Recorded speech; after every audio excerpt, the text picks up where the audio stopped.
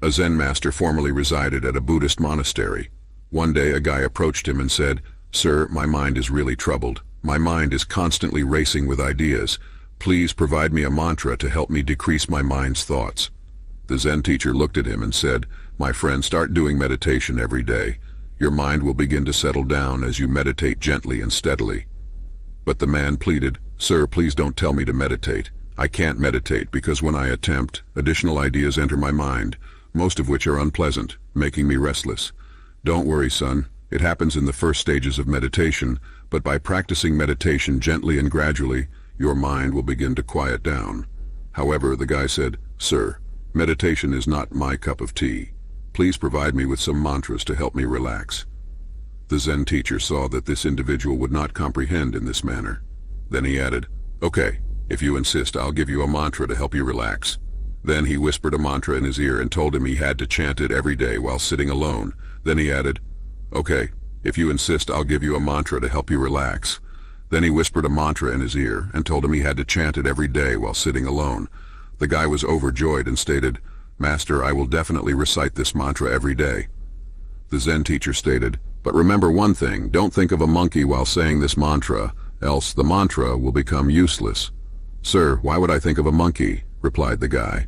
"In my whole life I have never considered a monkey. You don't have to worry about it."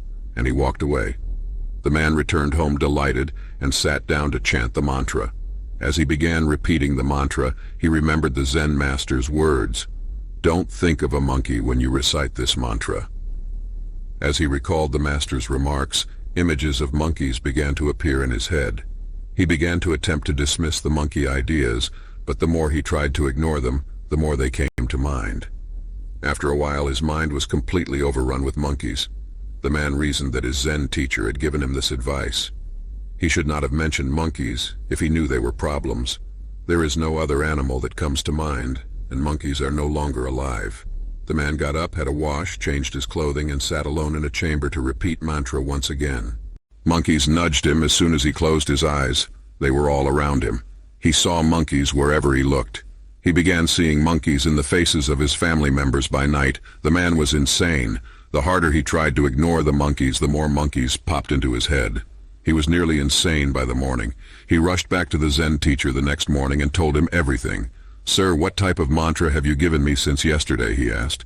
"I'd never thought about monkeys before, but now my mind is fully consumed by them and they won't leave me alone for a second. Please assist me in ridding my head of these monkeys." "Okay, just relax and quit repeating mantra," advised the Zen teacher. "Nothing should be done."